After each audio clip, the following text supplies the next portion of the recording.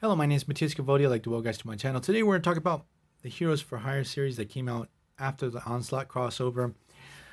Marvel main heroes, the Avengers, Fantastic Four, Thor, Captain America, Iron Man all ended up in the Heroes Reborn universe, and there was sort of a void in the main Marvel universe to be filled by the Thunderbolts, which also started during this time, and Heroes for Hire. And this particular series, it's a lot of fun. Roger Stern wrote it. It feels like especially the first couple of issues, Stern was really afraid that he was going to get canceled because he packs a lot in those issues. Like the stories are really compressed. There's a lot going on. Like the first 6 issues, you could have extended them into the 12 and really fleshed out the story arcs.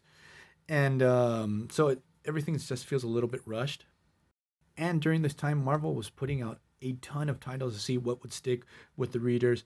Heroes for Hire, Thunderbolts, Maverick, Deadpool, Man Think I think had also had a series come out during this time.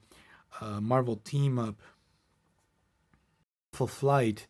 Maybe I'm forgetting Kazar or Kazar also came out during this time. So we're going to cover the first 6 issues. I'm going to tell you guys what I liked and what I didn't like about these Hero for Hire comics. They're a lot of fun. It's a real fun ride. Also, John Ostrander's art I really like, and this particular series is a real treat, at least for me, because I'm a real sucker for obscure and characters, B and C list guys, and this series has a lot of those. Iron Fist, he wants to restart the Heroes for Hire. He's going to start working with Jim Hammond, who was the original Human Torch. What happens at the beginning of the story?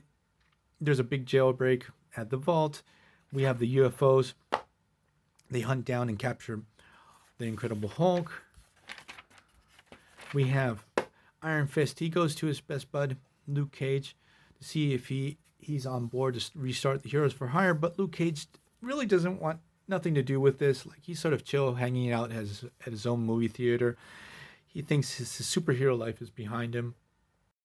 What happens next is the UFOs plus Hulk kidnap a bunch of scientists at the United Nations, and they're gonna start downloading all their knowledge about science and world affairs, I guess. Also on this team, for a very brief time, we're gonna have Hercules, who I really love. He's dealing with the loss of his teammates. That he's really beating himself up over the fact that he wasn't there fighting Onslaught with the rest of his teammates. So basically, he's always drunk in this series, and he sort of becomes a liability to the rest of the team. So Hercules finds out about this hostage situation. He goes running to the United Nations on the other side of the city. Iron Fist also discovers this, decides to go and free these kidnapped scientists. He's being stalked by White Tiger, a new character that we're going to discover further down the line. It's tied to the High Evolutionary, and she's going to be a big part of the Siege of Wundagore crossover with the Quicksilver series. That's another series that started during this time. Quicksilver, I forgot. So she's stalking Iron Fist, and after a very brief confrontation, she decides to ally herself with Danny Rand. She's going to help him with this hostage situation. So Hercules actually ruins the surprise secret plan that Iron Fist was going to use to take down the UFOs. Hercules just barges in, causes a ruckus, and Iron Fist is able to destroy the Hulk had actually a slave disc from the controller on his neck. Iron Fist destroys it. Hulk freaks out, is really pissed off. With one of his thunderclaps, he straight up defeats the UFOs right away. And just like in Avengers #1, Hulk is going to be on the team exactly for one issue. Issue #2, we have Heroes for Hire having to battle against Nitro, which I just love this villain. A villain that his main powers is just to explode. It's a brilliant idea. Hercules decides to throw a railroad car that is full of natural gas. Like that's a really smart idea. And when Nitro uses his powers, the explosion is so big that his Nitro's particles, I don't know really how his powers work, are dispersed all over the place. So he's sort of like defeated. Iron Fist is really pissed off. Like he's like, you could have got us all killed, and Hercules, hey, at least we defeated him. So as the story progresses, Luke Cage actually gets captured by the UFOs. We have the return of Black Knight. He was actually out of the main Marvel universe. He was actually, for a brief time, he was in the Ultraverse with Juggernaut and Cersei, Reaper, and one more character. So he wasn't in the main Marvel universe. Now he's back without the Ebony Blade. But the Lady of the Lake tells him, it's like, there's no more heroes. So here you have a new armor, a new sword, a new shield. Go out, save the world. He ends up joining the Heroes for Hire. In battle between the Heroes for Hire and Nitro. And there's a really awesome moment here where Nitro charges up his fist with his explosive powers. Danny Rand uses his Iron Fist. They slam their fists together, causes a tremendous explosion, and breaks Nitro's hand. And poor Danny Rand is totally knocked out. And we discover that Black Knight's shield and sword have a different type of power. He can actually absorb energy and channel it through his sword and shoot it. And that's how they defeat Nitro. While this is going down, Luke Cage discovers his captor is one of Marvel's lamest villains ever, the Master of the World. He's like a C, not even C, D, a Z-list Doctor Doom wannabe. He's actually one of the main villains to Alpha Flight. And he tells Luke Cage, look, there's too many people on this planet. We have to cull the herd down 70%. 70% of the world's population has to go down so the rest of the species can survive. And you're part of my plan. And here we get the whole explanation that Master of the World is like this hyper-evolved caveman. So he tells him his whole plan. It's like, look, I don't want you killing anyone. I just want you to join the Heroes for Hire, and that's it. And just give me some intel.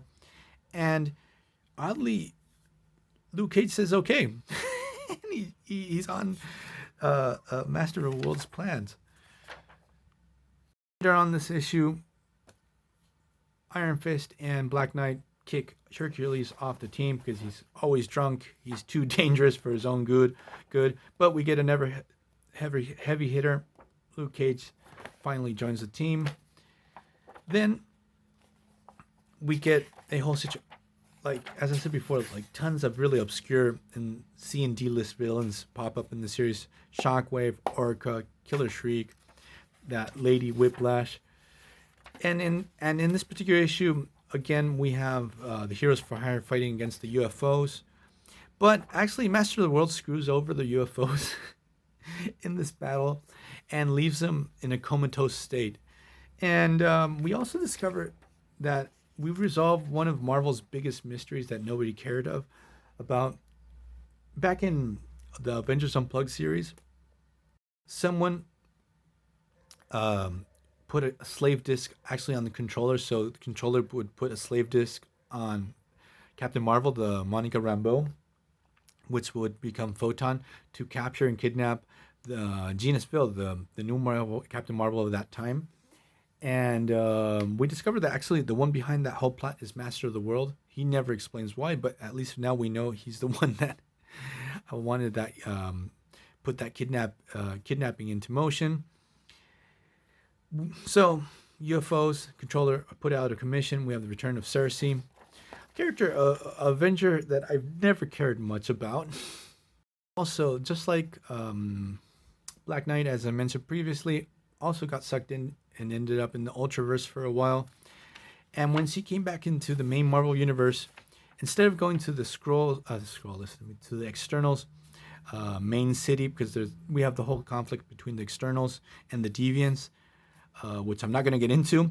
The thing is, they hate each other since forever.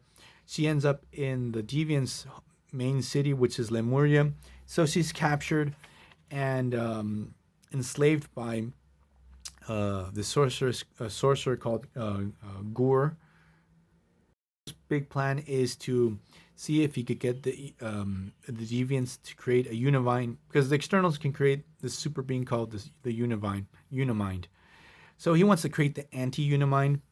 So, because he knows the Celestials are going to come back and he wants to make the Celestials pay.